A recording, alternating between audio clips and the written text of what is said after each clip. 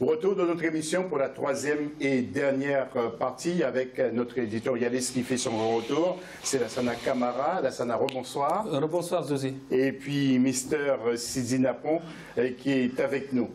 Sidi, rebonsoir. Rebonsoir. Alors, coup de théâtre, bien sûr, nous avons reçu l'info à l'instant. Donc, je vous lis, comme il est écrit, alors que l'on croyait le dossier du match à rejouer clos, le Burkina Faso vient donc de lancer un signal fort.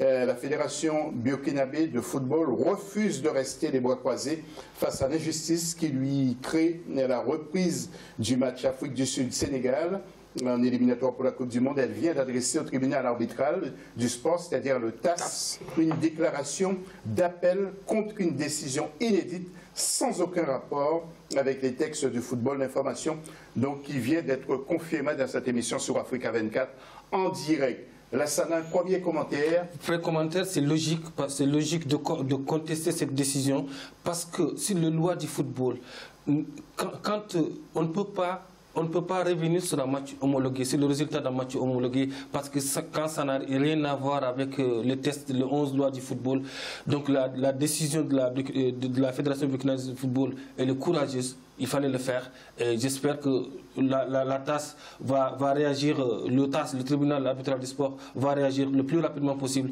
pour en terminer avec ce dossier-là. Réaction également de Sidi Napon. Ah, mais ça c'est une très bonne chose. C'est tout à fait logique. Si la fédération ne faisait pas ça, c'est-à-dire que ce n'étaient pas des hommes intègres.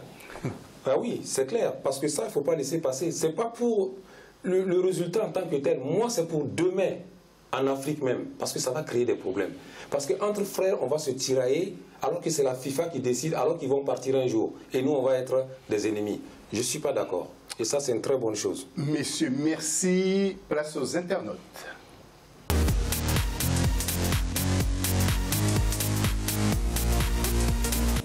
Et justement, la question, quels sont selon vous les mots du football camerounais, mots MAUX? Vous intervenez sur le Facebook d'Africa 24 TV et sur Twitter avec le hashtag Africa 24. Et n'hésitez pas de vous retrouver sur les pages Facebook. Vraiment, allez-y, et Twitter de l'Africa 24 Football Club. Nous allons parler du football international après ceci.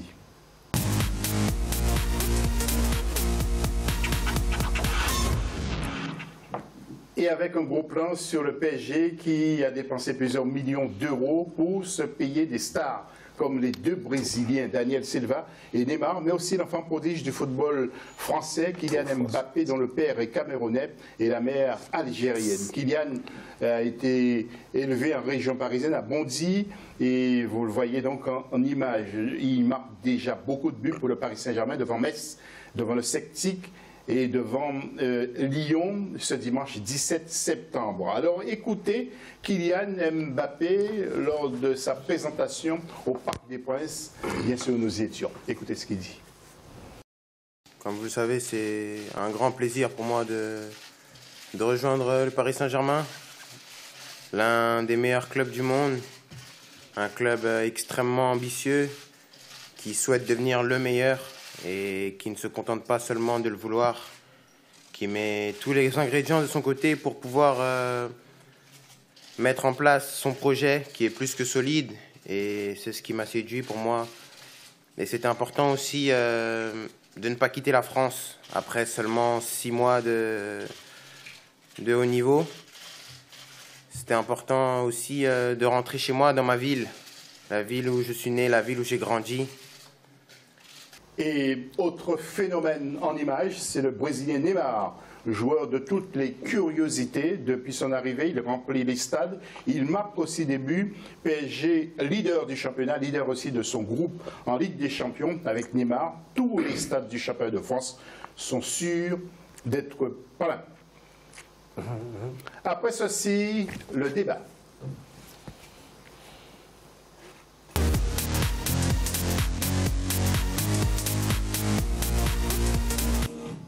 Sidi Napon, PSG devrait-il dépenser autant d'argent? Bien sûr, s'ils ont les moyens, ils doivent dépenser. Aujourd'hui, ce qu'ils ont fait, le PSG, c'est très très bien pour le championnat français, parce que ça va ramener beaucoup d'argent. Même pas au PSG, aux autres clubs. Quand Neymar, tous les produits se déplacent pour aller dans les stades, ils sont remplis. Donc c'est une très bonne chose pour le championnat de France. Jean-Michel Aulas n'est pas content. PSG a eu tort ou raison? Jean-Michel Aulas, c'est un jaloux qui a manqué sa vocation. Quand Lyon avait gagné les 7 titres de champion, il ne parlait pas comme ça. Le PSG a bien fait, c'est bien pour le championnat de France, c'est bon pour la France. Maintenant, quand on parle de la Ligue 1, il y a 2 ans, les gens rigolaient. Maintenant, tout le monde regarde la Ligue 1 parce qu'il y a Neymar, parce qu'il y a Mbappé. On est content pour Mbappé. Mbappé, José, quand il est en conférence de presse, ce gars, il est énorme, il parle bien. Et en plus, il se sent africain. Il se sent africain, malgré qu'il joue avec l'équipe de France. Quand il nous voit en conférence de presse, il vient nous dire, il nous dit tonton, bonjour. C'est quelqu'un qui veut aussi, il me l'a dit, je peux le dire en antenne, il a dit qu'il va investir au Cameroun pour l'éducation, pour la santé, pour le développement du Cameroun. C'est tout à fait normal. Alors, il y a une tension entre Jean-Michel Aulas et les dirigeants du Paris Saint-Germain. D'ailleurs, ce dimanche, il y a une banderole qui devrait être déployée dans la tribune d'Auteuil. Les dirigeants du Paris Saint-Germain ont interdit ce déploiement. D'ailleurs, Jean-Michel Aulas dit justement dans la conférence de presse qu'il faudrait que la chaîne beIN Sport paye encore plus cher pour permettre aux équipes françaises de se développer. Michel Aulas n'a qu'à arrêter un peu parce que si lui-même il se met maintenant derrière contre le PSG alors que les Espagnols, le Barça, tous les Espagnols se sont mis d'accord parce qu'ils ont compris que le départ de Neymar, ça leur faisait un gros trou au niveau des caisses espagnoles, au niveau des stades, et qu'ils viennent en France, ils devaient être contents. Au lieu de commencer encore à chercher des histoires, c'était avec tapis, avec... Mais c'est des histoires en France, les gens, c'est cette jalousie qui fait que les gens n'évoluent pas au fait. Le championnat de France, on ne regardait même pas. Aujourd'hui, à cause de Neymar et les recrutements qu'ils ont fait, les Brésiliens sont venus.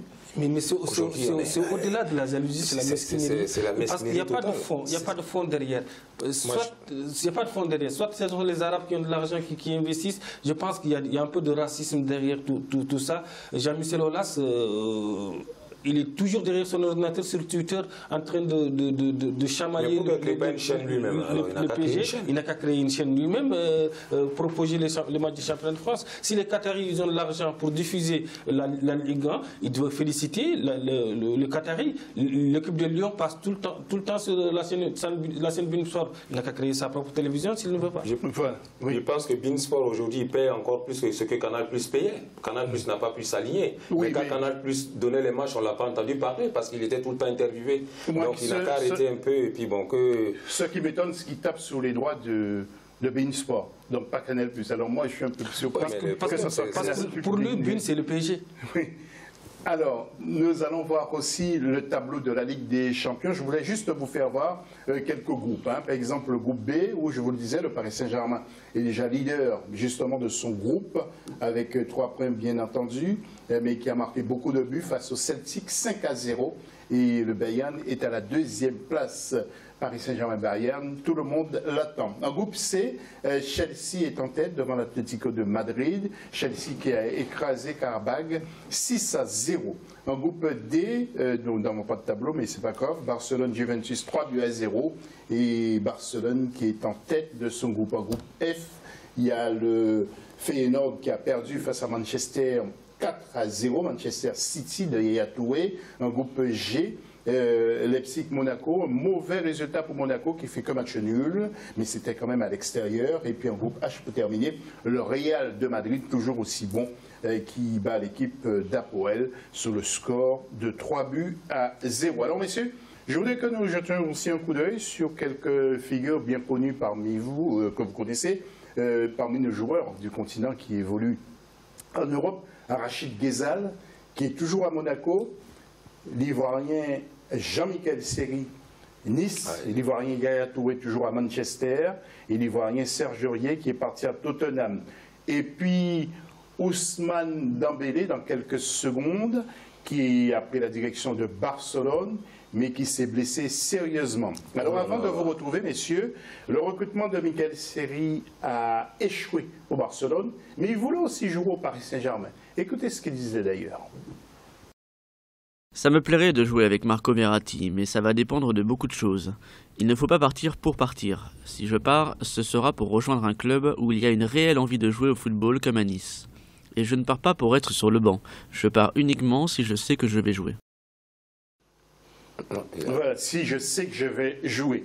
Sidi Lapon, est-ce que pour vous certains joueurs sont finis, comme Rachid Ghezal, Yaya Touré, et d'autres, bon, il y en a certains, Jean-Michel Seri, et puis Serge Aurier? Non, mais moi, aujourd'hui, jusqu'à demain, je crois que, à mon avis, hein, c'est bon. Serge Aurier, aujourd'hui, chez moi, ils l'ont tellement cassé ici, à Paris, ils l'ont cassé, ce jeune homme, parce que je le trouve, c'est le meilleur latéral droit au monde. Chez moi, actuellement, Serge Aurier. Mais parce qu'il y a eu des petits problèmes, on a voulu le casser, le mettre des bâtons dans les roues, lui péter le moral. Il est parti, vous allez retrouver encore un Serge Aurier très très fort. Et je veux pas être un oiseau de mauvais augure, mais est-ce qu'un footballeur se retrouve confronté à la police à 5 h du matin? Mais il y en a pire que ça. On a trouvé des footballeurs avec quand Ronaldo jouait à Paris, il ne dormait pas. Mais est-ce qu'on a entendu parler? Il jouait à Paris, il faisait pire que Serge Aurier. Il était tout le temps en boîte de nuit. Mais on ne parle pas. Mais parce que lui, là, c'est un Ivoirien. Donc, si c'était un Brésilien, il n'allait pas... Sidi, c'est pas seulement là. C'est vrai qu'il a fait des petites choses. Quand on est footballeur de haut niveau, on doit avoir... Mais tous les footballeurs... Au niveau de la communication, on doit faire attention à sa communication. Ça arrive. Aurier, sur ce plan-là, il était défaillant. Ça arrive, mais on ne peut pas casser un joueur à ce point-là. Il a donné les bâtons pour se faire battre aussi. Mais on ne peut pas casser un joueur à ce niveau-là. Mais s'il y en a d'autres qui ont parlé plus que mal, quand Blanc a parlé de l'histoire des grands costauds, machin, ça a pris combien de temps, à votre avis? Vous en avez parlé combien de temps quand il a parlé pour jouer qui est grand, qui est fort? Mais attends, mais vous avez entendu ça longtemps? Ils ont camouflé. Quand l'autre à Bordeaux, comment il s'appelle là? Sagnol, quand il a dit ces conneries, ça a pris combien de temps? Non, ça a pris du temps. Mais alors, c'est un footballeur. Non, c'est-à-dire qu'il y a des gens où on casse, il y a des gens il est indéfendable par rapport à son comportement, parce que c'est pas la première fois, c'est la deuxième fois ou la troisième fois qu'il fait ces arts de conneries. C'est ça. Il nous respecte tant. Dembélé, blessé. Barcelone doit regretter peut-être. Barcelone doit regretter par Dembélé au niveau de son transfert. Pendant 2 semaines ou 3 semaines, il ne s'est pas entraîné avec Dortmund. Ce qui fait qu'arriver à Barcelone, psychologiquement, ça ne suit pas. Quand un footballeur n'est pas bien dans sa tête, ça paye fort. Et là, 4 mois de blessure, il risque de rater la Coupe du Monde. Je voulais ajouter pour Yaya Touré, je n'ai pas fini. Je ne vais pas dire grand-chose, s'il vous plaît. Yaya Touré, si vous m'entendez, changez de club. Vous avez du talent, vous restez dans un club où on vous fatigue. Vous avez la place n'importe où, dans n'importe quel club. Il n'a pas changé. Si Yaya Touré met l'argent au-dessus de tout, le salaire qu'il a à Manchester City, il ne peut pas l'avoir dans la Chine le proposait mieux. C'est pas question d'argent, je ne pense pas. C'est-à-dire que c'est quelqu'un qui est fier de quelque chose, il veut prouver. Et c'est pour ça qu'il reste. Il a un contrat, peut-être il veut respecter. Sinon, c'est un monsieur qui a du talent jusqu'à demain. Les gens parlent de lui qu'il est vieux. Mais il est formidable, ce gars-là. Messieurs, merci. C'est l'un des meilleurs milieux d'Afrique. En tout cas, rupture du tendon du biceps fémoral à la cuisse gauche pour Dembélé. C'était face à Rétafé. Juste 2 secondes, on parle beaucoup de lui en Mauritanie parce que sa mère est mauritanienne. Sa mère et son père sont originaires de la Mauritanie, mais son père il est né au Sénégal, mais ses 2 parents sont mauritaniens. Ousmane Dembélé, il se sent mauritanien. J'espère qu'il va revenir en Mauritanie, il va revenir en Nouakchott pour montrer au monde entier qu'il veut investir en Mauritanie dans le social. Voilà, beaucoup de réactions sur nos réseaux sociaux. Tiens, j'ai pris une seule, Léo Nidas, à propos des maux du football camerounais. Il nous dit qu'il estime, selon lui, que la corruption est à l'origine des maux du football camerounais. Sidi, merci 1000 fois d'être passé. Sidi, j'espère que vous remerciez nous voir. Vraiment, parce que ça nous fait vraiment plaisir lorsque vous êtes sur le plateau. Parce que vous avez beaucoup de choses à dire. Et le Burkina Faso vous écoute avec beaucoup d'attention. Merci aussi au On vous attend, Sidi. Burkina Faso, Mauritanie, au mois de mars 2017 pour les élémentaires de la Coupe d'Afrique 2019. Non, ce n'est pas un problème. On va vous recevoir très bien chez nous. Mais en ce moment-là, faites attention parce qu'on monte très fort. C'est vrai. Merci à Bertrand Abissonono, entraîneur de foot, responsable technique. Donc, il est camerounais qui était également sur notre plateau. Première édition. J'espère bien que vous avez pris plaisir à nous suivre. À lundi prochain, même heure, pour un nouveau numéro de l'Africa 24 Football Club. Salut!